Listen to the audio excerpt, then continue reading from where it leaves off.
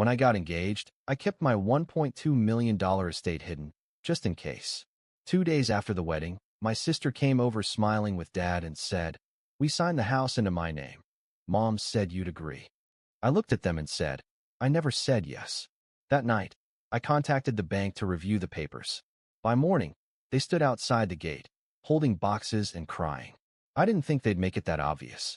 Not 2 days after the wedding. I had just gotten back from a quiet dinner with Emma, the kind of evening you have when the adrenaline has finally worn off and you can breathe again. We were unpacking boxes, folding towels, arguing about where the mugs should go. Then came the knock. It was my sister. She was smiling like she'd already won. Dad stood beside her, silent. He always did his damage through omission. "Hey," she said too brightly. "We just wanted to swing by real quick." "Oh, and Mom said you'd agree. So we went ahead and signed the house into my name." She held out a set of documents like it was a birthday card. I looked down. My name wasn't there. Not once. The estate, the one I'd kept under wraps, the one I'd inherited but never flaunted, was now titled to her. "Mom said you'd agree," she repeated, as if saying it again made it real. I didn't shout, didn't argue. I just blinked once, looked at both of them, and said, "I never said yes." Then I closed the door. I didn't even stay in the room long enough to see if they knocked again. I didn't care. I walked to the bedroom, grabbed my laptop, and sat down with the kind of stillness you get only when your body goes colder than your thoughts. The first thing I did was log into the estate account, then the bank, then the title office's online portal. Step by step, I clarified access rights through the proper channels. The security firm got an alert. So did the lawyer I'd quietly kept on retainer. A formal clarification letter was sent that night. By morning, I was getting motion alerts on the front gate. They were back, holding boxes, crying. But I didn't open the door, because in that moment, something shifted. I wasn't shocked, not really.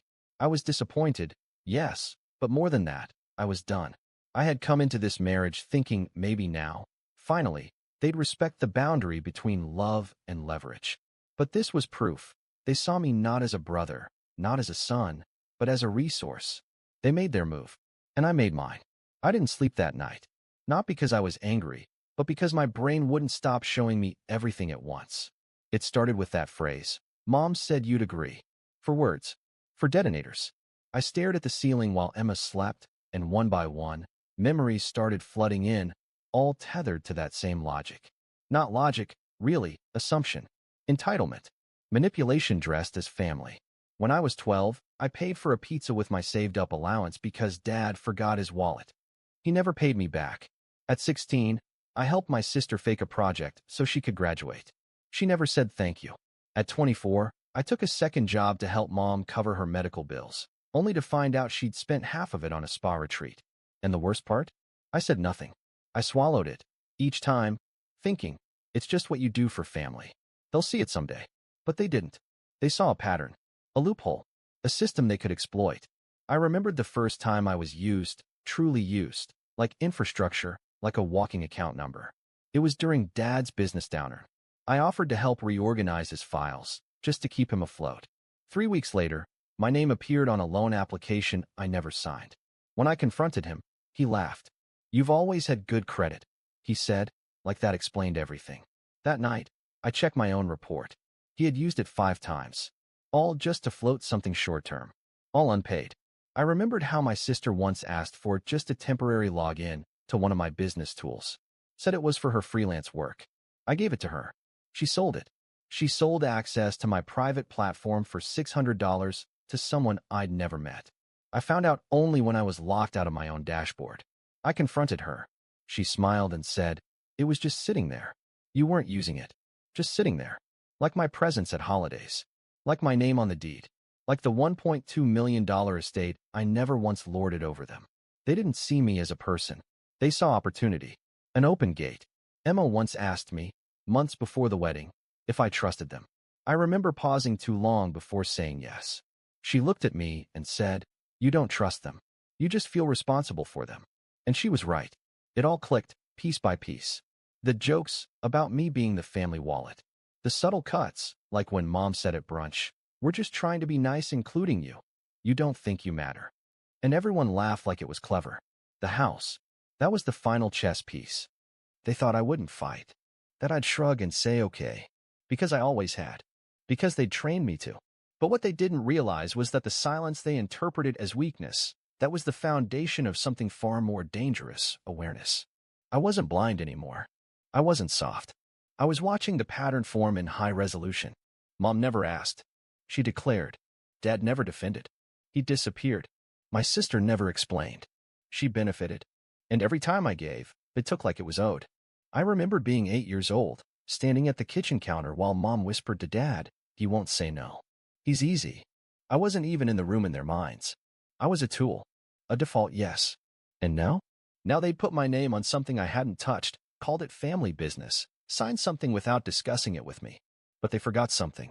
I wasn't the 8-year-old anymore. I wasn't the fixer, the helper, the backup plan. I was a man with a deed. A man who'd built a firewall around his future. A man who'd watched quietly for over 2 decades and finally saw the game for what it was. They expected silence. What they got was clarity. And I had just begun designing the collapse. They thought the signature meant victory. They thought I'd wake up, see the documents, and fold the way I always did. I didn't. I woke up early, before sunrise. Sat on the edge of the bed, letting the numbers cycle through my mind. 1.2 million. One estate. 6 attempts to take what wasn't theirs. And one final shutdown. By 6 a.m., I was logged in. My desktop looked like a war room. Financial dashboards, ownership documents, recorded phone calls, timestamped text messages. The first thing I did was lock the deed, not just legally, but digitally. I rerouted all notifications to a secure legal channel. Any changes, any access attempts, would trigger alerts. Next came the trust account. I had created it before the engagement, after I noticed my sister snooping through a drawer marked personal. The trust was split 3 ways: estate maintenance, emergency buffer, and discretionary support. All invisible, all under my control. I revoked discretionary access. My lawyer got the ping and confirmed it within 20 minutes. Then I went deeper. The phone lines they were using? Still under the family plan I paid for. I didn't cancel them. I reassigned ownership. Gave them 72 hours to accept the transfer or lose service entirely. My dad's car? Registered to me. A gift? Yes, but with strings. That afternoon, I called the DMV, contacted the registry to correct ownership details, and scheduled the pickup with a tow company. Not out of spite. Out of precision. They had declared open season on my life. Now I was locking the gates. Emma walked in while I was on hold with the cloud service provider. She said nothing at first, just placed a coffee next to me, glanced at the screen, and asked, "Do they know what's coming?" "No," I said. "They really don't." By noon, the revocation letters were sent. Bank access revoked. Joint card frozen. I sent a final email to my CPA to confirm. No signatures from anyone but me were to be honored going forward. Period. I also uploaded one final clause to the estate's operating agreement. Anyone who attempts to transfer title fraudulently is permanently disqualified from future trust distributions. At 2:13 p.m., I sent my sister a single message. "You forged a future you were never entitled to. It ends today." Then I logged out. That night, they came back. Boxes in hand. Eyes red. My sister's voice was softer now. "We didn't mean anything by it," she said. "Mom thought you'd be okay with it. You weren't using the house anyway." That sentence. You weren't using the house anyway. I opened the front door halfway, just enough for them to see my face but not step inside. "It wasn't about the house," I said. "It was about how certain you were that I'd never say no." My dad stepped forward. "Let's talk inside." "No," I said. "We talk here." My sister set down one of the boxes. "We packed up our stuff. We're sorry, okay? We shouldn't have." I cut her off. "It's already with the lawyers. Everything." "You called a lawyer," she snapped. "This is family." "Exactly," I said. "And family doesn't forge documents. Family doesn't assume ownership. Family doesn't erase someone then cry at the gate." Silence. Then Dad did what he always does. Tried to flip the tone. "You're overreacting. We didn't take anything. The title hasn't processed yet." "You're right," I said. Because I stopped it. I could see it land. The first real hit. The moment they realized they had underestimated me. For years, I let them believe I was the generous one. The quiet one. The fix-it guy. But I wasn't generous. I was strategic. And now, the open support had come to an end. The next morning, I logged into my private records archive and finalized the sequence. 3 letters. One to the estate attorney. one of the compliance division of the title office, and one of the local financial review board, flagging the attempt for potential fraud investigation. Emma read each one before I sent them. They won't come back from this, she said. I'm not asking them to, I replied. By Thursday, the estate was triple locked. My accounts were secure. Every asset I once gave them access to was out of reach. But I wasn't done. I contacted the private foundation that had been covering some of Mom's medications through my referral. I rescinded the support. Kindly. Legally. Formally. The email was polite. The impact wouldn't be. That afternoon, I drove to the property, walked through it alone, stood in the hallway where we used to hang childhood drawings. They were gone now, replaced with silence. I opened the security app, wiped their access from the smart lock. Then I changed the code. I left through the front door, turned around, and watched it close. And it was done. No rage. No theatrics. Just reset. I knew they'd come undone. I just didn't expect it to be so fast. Or so loud. It started with silence, just long enough to make me think maybe, just maybe, they were absorbing the blow. But by the next morning, my phone was buzzing like a broken alarm. 17 missed calls. 9 voicemails. All from home. A name I hadn't updated in years. I didn't listen.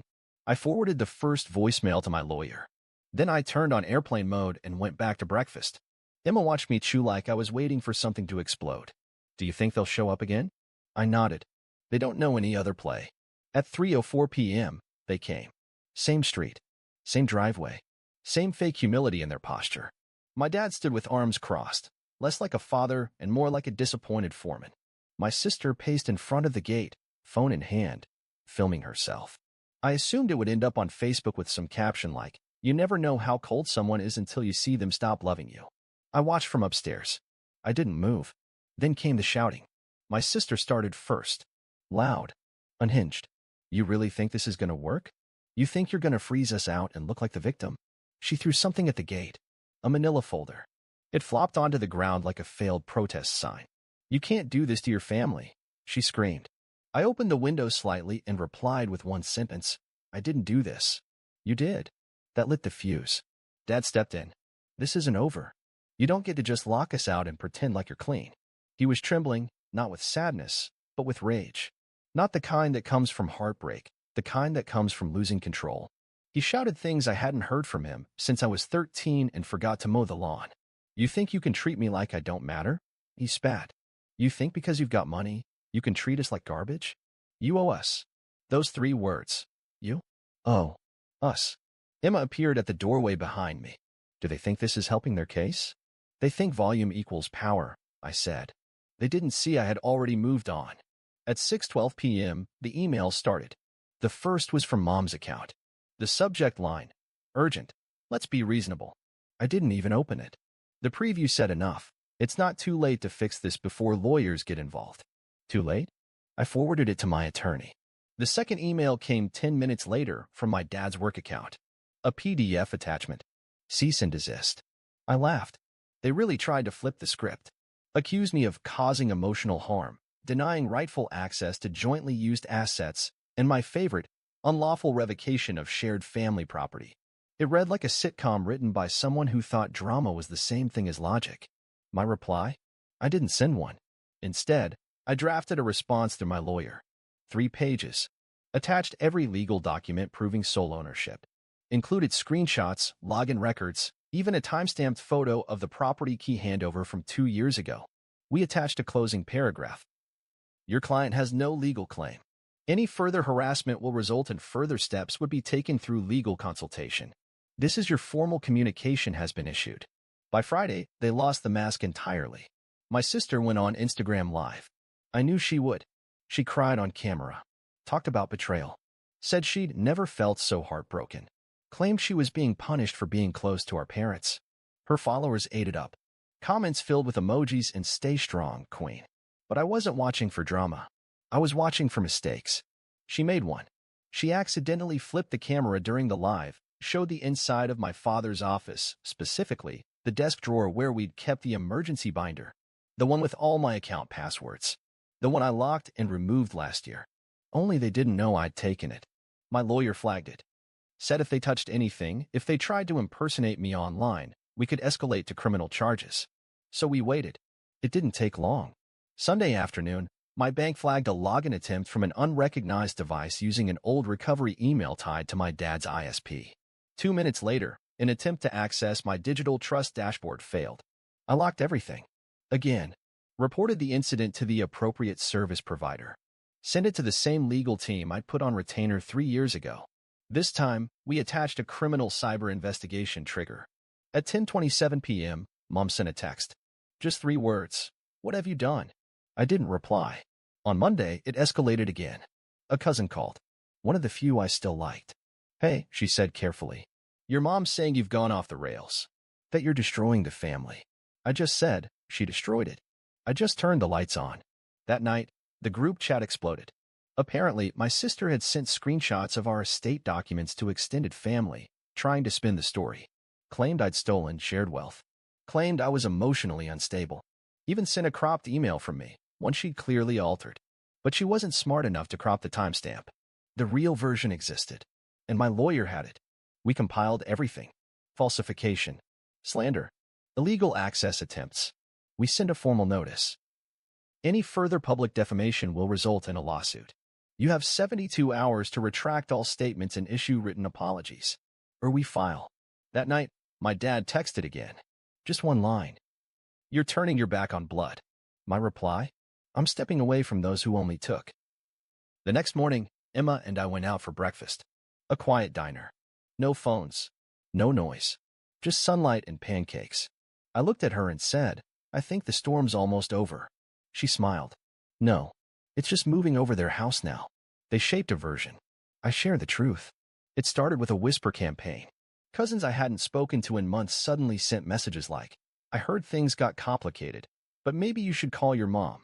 Even one of my old high school friends texted, your sister posted something really off. Are you okay? That's when I knew the shift had begun. They weren't content with guilt. Now they wanted narrative. To burn my name before I could speak. My sister was posting cryptic stories, black screen, white text. Some people turn their back on the ones who raised them. You think you know someone?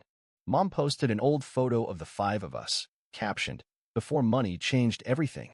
A flood of sympathy emojis rolled in. And Karen wrote, you were such a close family. So sad to see it fall apart. That's when I stopped playing defense. The next morning, I emailed every cousin, every relative, every mutual contact that had been pulled into their spin cycle. I didn't rant. I didn't accuse. I attached a PDF, 14 pages. Timestamps. Screenshots. Bank transfers. Legal documentation. A timeline of events.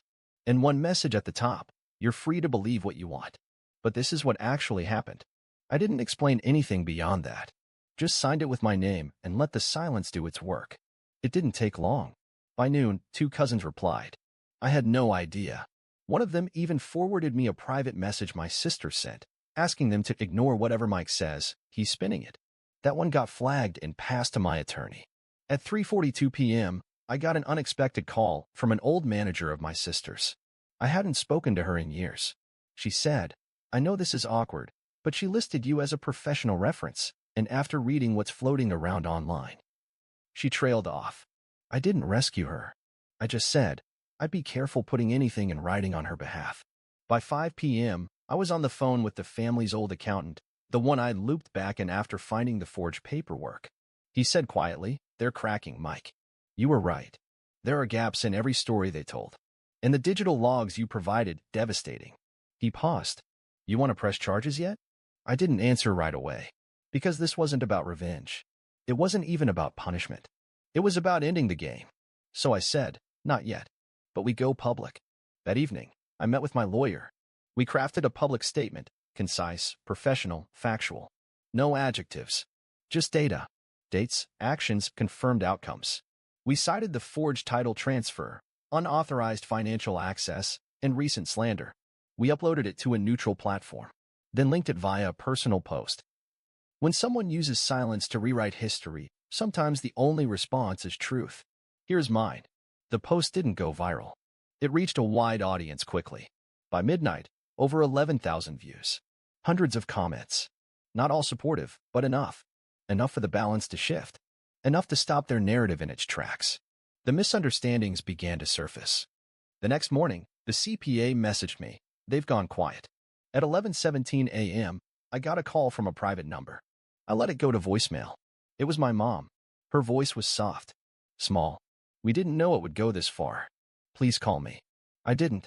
Instead, I sent the final letter through my attorney, a cease and desist for online defamation, and a formal release, all past support terminated. Any further interaction to be filtered through legal counsel only. I attached one final clause. Your silence is now required, not requested. That afternoon, my sister deleted half her posts. My dad took down his profile. My mom blocked me. I didn't care. I wasn't looking for reconciliation. I was just making sure the truth had a louder voice than their fiction. And for the first time in years, it did. They came one last time. No shouting. No crying. No fake apologies. Just mom, standing alone outside the gate, holding a photo album like it was some kind of peace offering. She buzzed once, then waited. Emma asked, "Want me to handle it?" "No," I said. "This one's mine." I stepped out and didn't open the gate. Just stood on the porch, arms crossed. Mom looked smaller than I remembered. Older. But the album in her hands? An attempt to reconnect, masked in memories. "We were wrong," she said. "But you made it cruel." I didn't speak. She opened the album, turned it toward the camera like I'd melt at the sight of baby pictures. "You were always the quiet one. The good one. That's why you thought I'd never leave," I replied. Her lips tightened. "We just want things back. They were never yours to begin with." "Mike," she tried again. But I cut her off. Calm. Final. I didn't leave because of a house. Or money. I left because you never saw me. Just what I could give. She blinked. "Just once. So that's it." I nodded. "You didn't lose the dinner. I've stepped away to protect my peace." Then I turned and walked back inside. Left her standing there with an album full of memories she used like currency. And this time, I didn't look back.